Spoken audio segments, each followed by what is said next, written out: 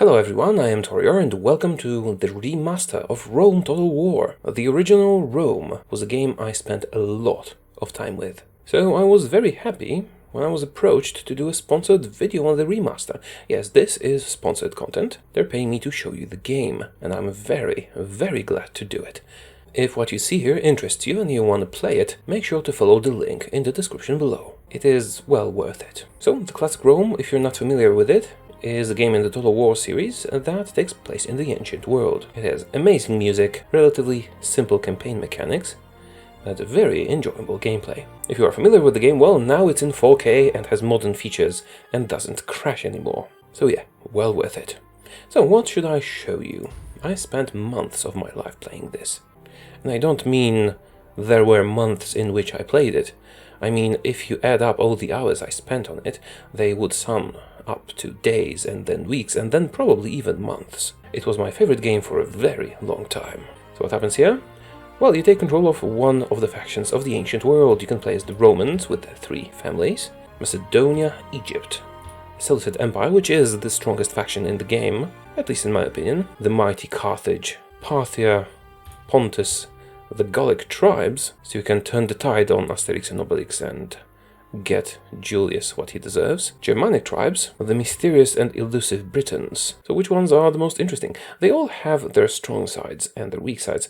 I'm going to briefly show you how the campaign works, and then we're going to move on to custom battles, because I wanted to show you some of the most broken and overpowered exploits I have found in the original game that hopefully still work in the remaster. Now, the remaster is pretty comprehensive. You can select unit balancing, AI improvements and all that to be the classic way or the new way. Now with that, my broken strategies probably won't be that broken.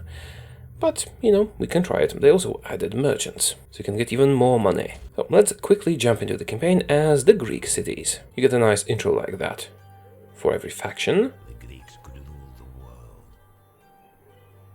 Alexander did. But let's not watch cutscenes here. Let's focus on showing you why this game is so great.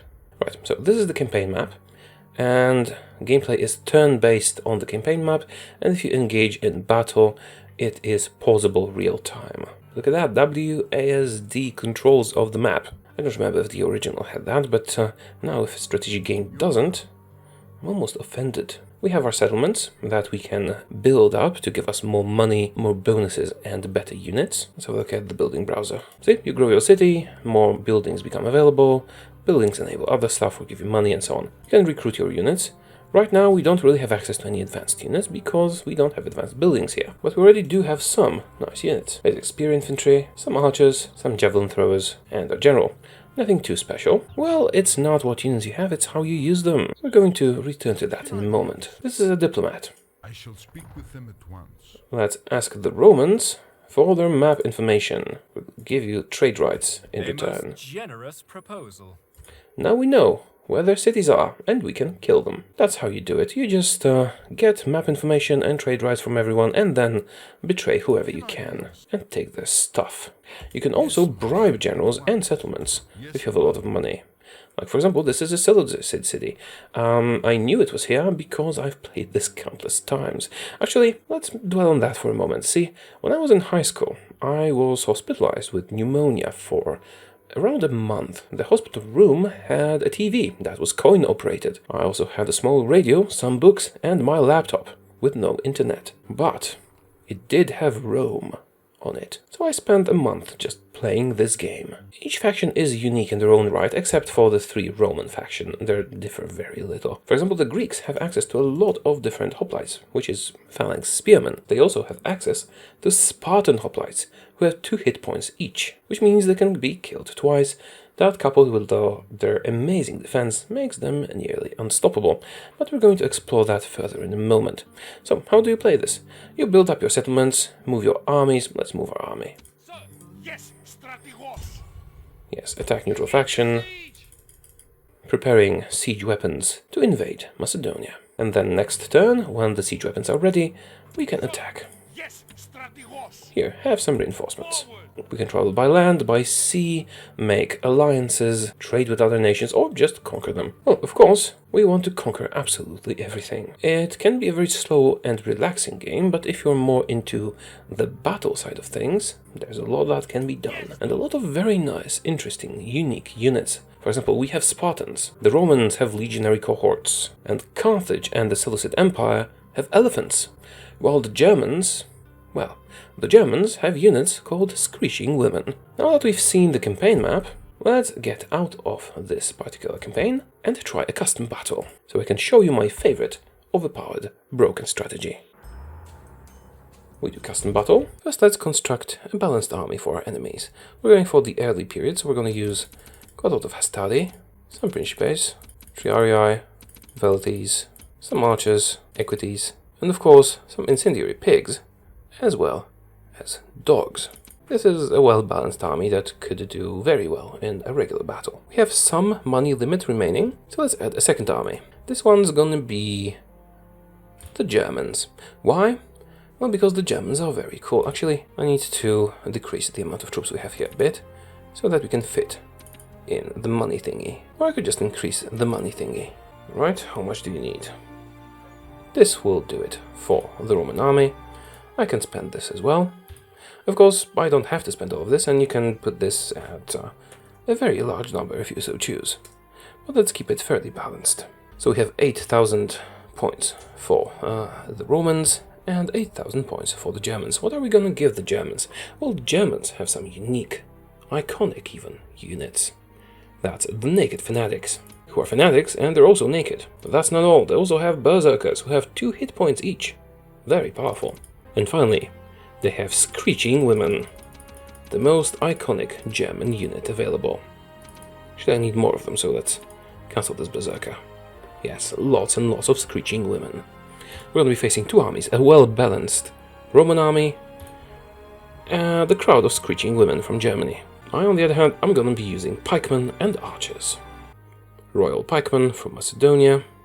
I could use the Greek cities, I suppose. We could get Spartan hoplites then. And Cretan archers. The best archers in the game if you don't count the Gauls. And I have not used all the money limit, apparently. So I can increase the experience of my guys a bit. Let's give our archers better weapons. And normally if you would use them in the campaign, they get experience over time, and you can also upgrade them. And the remaining points we'll use to strengthen the defense of our hoplites. Well, it's not hoplites, technically. It's pikemen. Okay, that will do it. If the enemy has any remaining points, we'll expend those too. Let's give them experienced incendiary pigs and a unit of very, very experienced Screeching Women with sharp meat cleavers. Let's both be attackers.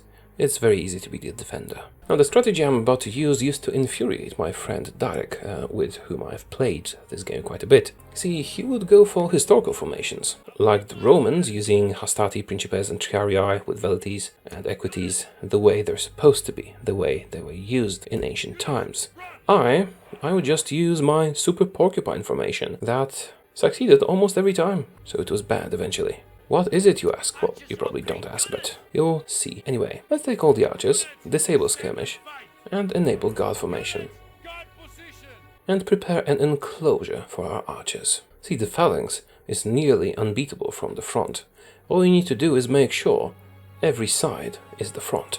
If they move into each other a little bit, that's not really an issue. We're going to set our pikemen in a circle, 6 units deep, more or less. This is more or less sufficient. It's not really a circle, but it's good enough. Now, I'm going to put all these archers in here. But how am I going to fit this many archers inside this circle? Well, all we need to do is stack them a bit.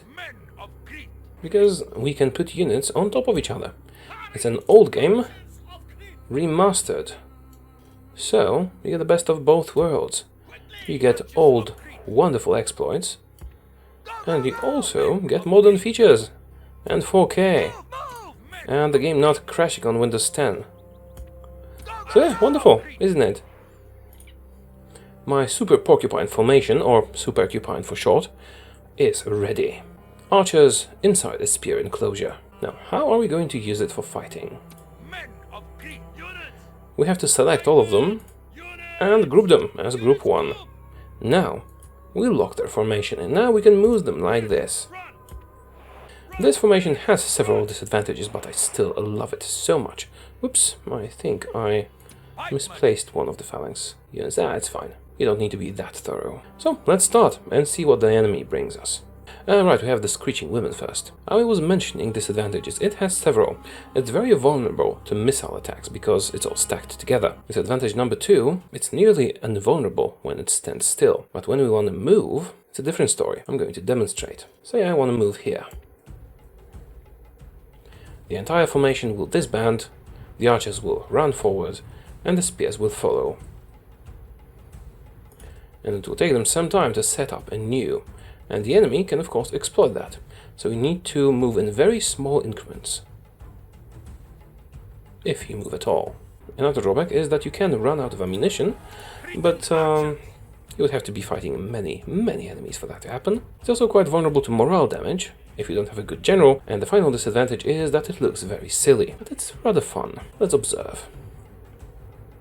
Actually, I'm going to disable fire at will until the enemy gets a bit closer. Because densely packed enemies are much better targets. Come on, get closer, or I'm going to have to move closer to you. Alright. Fire at will. So silly, and yet so beautiful. Oh, I forgot to show you the units. Here we have our wonderful German Screeching Women, carrying meat cleavers and happy expressions on their faces. Ah, Germany. They are charging into our spears, which is pretty silly, but also quite terrifying. Oh, these ones are charging, and these ones are motivating them by screeching. Show me the Screeching Women. Oh, here's the naked fanatics. Of course, they're not completely naked, because the game would have to change its rating. Oh, they're just standing here screeching. Not sure how much help that is in a combat situation, but it sure is terrifying. Screeching Women, light infantry, chanting. This is bizarre, I love it. So on paper, these armies are balanced. Us versus the enemy. But our super Cupine is nigh invulnerable. As you can see, the Phalanx is nearly impenetrable. You need troops with a very good armor like the Roman infantry that's coming here. And that will probably also not be enough. You could also use superior missile troops. And that is one of our weak points, but if the enemy had lots of missile troops, all you need to do is just target those missile troops first. Because we have very long range and a lot of archers. So, time for the well-balanced Roman army to fight us. Now, I'm not saying this is a balanced fight, because the crowd of Screeching Women can't do that much against the Phalanx. All I want to do is show you the effectiveness. The enemy general flees! Let's see how well the Romans do against us. This works with any Phalanx, even the cheapest ones, and any archers. Just won't work that well.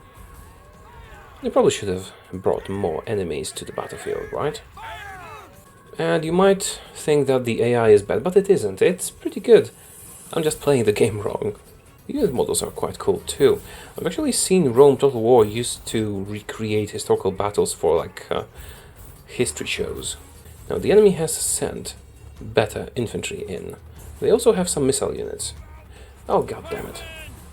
They disabled their guard formation somehow, or the enemy has taunted us to leave formation.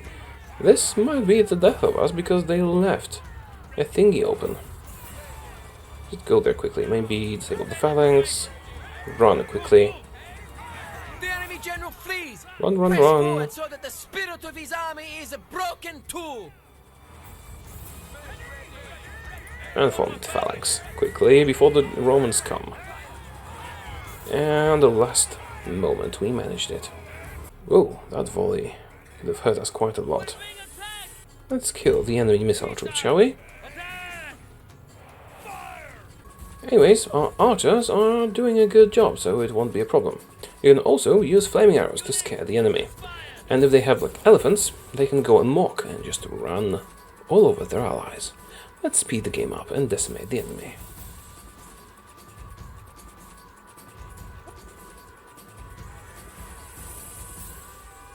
The enemy general flees! Press forward Rain so of that the fire. spirit of his army is a broken tool!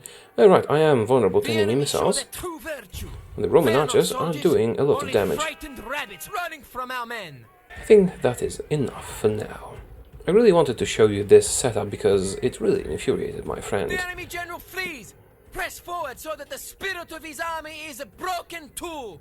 What do you think? Would you be mad too? This is a heroic victory, worthy of Greek soldiers. And I know I only showed you some exploits, but the campaign has a lot of depth in it too, and it's very pleasant. This game is like your favorite old slippers that are just so comfortable, but only now they've been remastered and redone with new fresh cloth, and they're not torn anymore, and they're fresh and shiny, but still as comfortable. This is exactly the kind of game I like. Each faction has their unique strengths, their unique units, and they do play differently. So this really gave me hundreds, if not thousands of hours of enjoyment. And I'm pretty sure it can give them to you too. And that little battle, it wasn't meant to show that, you know, the game is imbalanced or the AI is bad or something like that. I just wanted to share with you the enjoyment I managed to derive from it over the years. And of course, if I added another army, and let's say I made it Carthage, and just filled it with armored elephants, they would run all over me and I would be dead in a matter of minutes. Those are the best units, but they do cost quite a lot to maintain. But you can run around the map with a stack of those and just crush everyone. They can even use their heads to bash in town gates, so you don't have to build rams. My point being, there is a lot to love about Rome Total War 1. And now, well, now it has a good resolution, a nice UI, modern features, some additions, and it doesn't crash anymore. And also you can play it in 4K. What's not to like? This has been such a huge part of my life that I'm just happy that I can enjoy it again without being frustrated with how poorly it runs. And if I didn't get the remaster for free to do this sponsored video, I would absolutely buy it in a heartbeat. And I'm not sure I can give you a better recommendation than that. Of course, you will make the decision for yourself. Maybe you didn't like what you saw, or maybe I'm not that great at communicating how enjoyable this can be. But really, sincerely, try it. Do let me know in the comments what you think, and if you are familiar with this game, what your favorite faction to play is. Also, you can enable all factions unlocked from the start in the launcher. Right, I haven't mentioned, there's also Barbarian Invasion and Alexander in this. I was so preoccupied with the, basic game that I didn't even mention those. Still, in my mind, the basic Rome Total War, now remastered, is the one to try first. Once again, the link is in the description down below. Check it out, and I will see you again soon. Goodbye.